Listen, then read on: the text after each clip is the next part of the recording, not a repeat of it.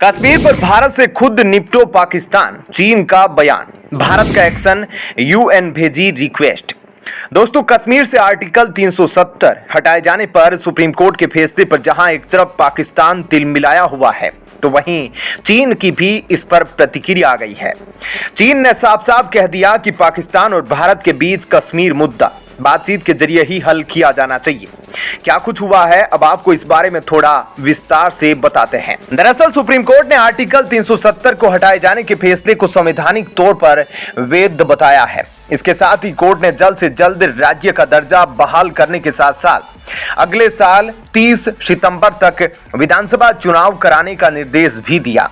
ऐसे में चीनी विदेश मंत्रालय की प्रवक्ता ने इस बारे में बातचीत करते हुए कहा कि कश्मीर मुद्दे पर चीन की स्थिति सुसंगत और स्पष्ट है। यह भारत और पाकिस्तान के बीच लंबे समय से चले आ रहा विवाद है और इसे संयुक्त राष्ट्र चार्टर, यूएनएससी के प्रस्तावों और प्रासंगिक द्विपक्षीय समझौतों के मुताबिक शांतिपूर्वक तरीकों से उचित रूप से संबोधित किया जाना चाहिए और दोनों पक्षों को बातचीत और चर्चा के माध्यम से विवाद को सुलझाने और क्षेत्र में शांति और स्थिरता की रक्षा करने की जरूरत है। बता दें कि पाकिस्तान ने कश्मीर पर सुप्रीम कोर्ट के फैसले को खारिज कर दिया और पाकिस्तान विदेश मंत्रालय की तरफ से जारी किए गए बयान में कहा गया कि जम्मू कश्मीर का विवाद एक अंतर्राष्ट्रीय स्तर का विवाद है जो 7 दशकों से यूएनएससी के एजेंडे में शामिल है।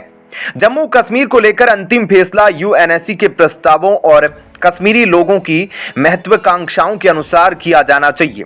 भारत को कश्मीरी लोगों और पाकिस्तान की इच्छाओं के विरुद्ध इस पर एक तरफा निर्णय लेने का कोई अधिकार नहीं है और पाकिस्तान जम्मू कश्मीर पर सुप्रीम कोर्ट के फैसले को स्वीकार नहीं करता है और भारत की जम्मू कश्मीर को अपने में मिलाने की साजिश निश्चित रूप से असफल होगी। बता दें कि 5 अगस्त 2019 को भारत सरकार ने जम्मू कश्मीर से आर्टिकल 370 के प्रभाव को खत्म कर दिया था और राज्यों को 2 हिस्सों यानी कि जम्मू कश्मीर और लद्दाख में बांट दिया था। जम्मू कश्मीर और लद्दाख को केंद्र शासित प्रदेश बना दिया गया था। ऐसे में सरकार के इस फैसले के खिलाफ सुप्रीम कोर्ट में 23 अर्जियां दी गई थी और इन सभी को सुनने के बाद अब सुप्रीम कोर्ट ने यह फैसला सुनाया है और ऐसे में अब चीन ने भी पाकिस्तान से अपना पल्ला झाड़ दिया है। पाकिस्तान से साफ कह दिया कि वह भारत से अपने आप ही निपटे।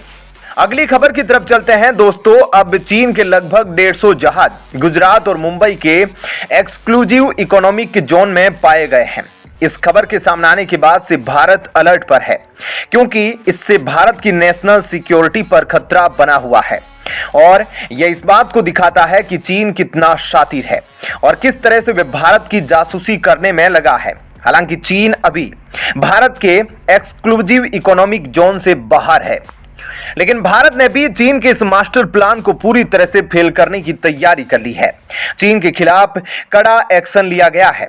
दरअसल इसे लेकर भारत ने यूनाइटेड नेशन में एक पिटीशन दिया है जिसके तहत भारत का एक्सक्लूसिव इकोनॉमिक जोन बढ़ा दिया जाए। जी हां दोस्तों, भारत का कहना है कि उसके एक्सक्लूसिव इकोनॉमिक जोन को बढ़ाकर 500 नॉटिकल माइल्स कर दिया जाए, जिससे चीन भारत की सीमा से बाहर आने का दिखावा करके भारत की जासूसी ना कर पाए, क्योंकि चीन बड़ी चालाकी से भारत की जासूसी करता आया है। भारत के एक्सक्लूसिव इकोनॉमिक जोन से थोड़ा सा बाहर रहकर वह भारत पर नजर रखना चाहता है।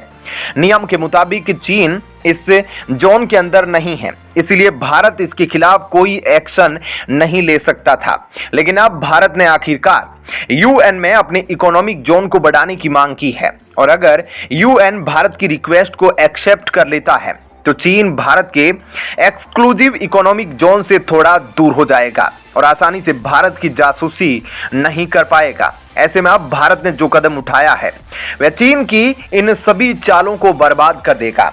क्या कहना है आपका इस खबर पर, कमेंट सेक्शन में जरूर बताएं। वीडियो को लाइक शेयर जरूर कीजिएगा। चलिए जान लेते हैं एक और बड़ी खबर। दोस्तों, अब पन्नू के मामले में भारत के समर्थन में पुतिन भी उतर आए हैं। जैसा कि आप जानते हैं, हाल ही में कनाडा में निज्जर की हत्या हो गई थी, जिसके बाद जस्टिन ट्रूडो ने भारत के ऊपर आरोप लगा दिया था कि आपने निज्जर को मरवाया है और इसके बाद अमेरिका ने भी सामने आकर बल दिया कि भारत ने निज्जर को मरवा दिया, लेकिन पन्नू रह गया जिसे मरवाने की भारत कोशिश कर रहा था।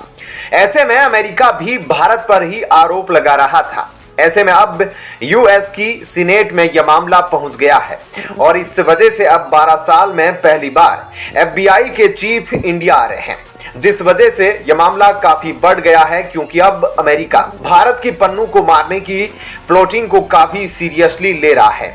और इसी बीच अचानक से पुतिन का भी बयान निकल कर आया है। इसमें उन्होंने कहा कि मोदी जी को दबाया नहीं जा सकता और ना ही मोदी जी को बदलाया जा सकता है। तो पुतिन ने ये सब बातें तब बोली है जब अमेरिका की तरफ से एफबीआई का चीफ भारत पर प्रेशर डालने के लिए आ रहा है। तो आपको ये सभी बातें अब विस्तार से बताते हैं कि क्या कुछ हो रहा है। दरअसल आपको बता दें कि इस वक्त पन्नू अमेरिका में बैठा है। वहां बैठकर वह सीधे तौर पर पीएम मोदी को धमकी दे रहा था, जिसके बाद किसी अज्ञात व्यक्ति ने यह तय कर लिया था कि जो व्यक्ति भारत को टेंशन देगा उसे सीधी तरह मिटा देना चाहिए। और ऐसे में ही किसी व्यक्ति ने पन्नू को मारने की ठान ली थी, क्योंकि पन्नू आए दिन भारत विरोधी बयान देता रहता है और कनाडा में बैठे हुए भारतीयों से कहता रहता है, भारत के हिंदुओं अपने देश में वापस चले जाओ। G20 के दौरान भी इसने धमकी दी थी कि हम भारत में G20 नहीं होने देंगे, लेकिन यह कुछ भी नहीं कर पाए।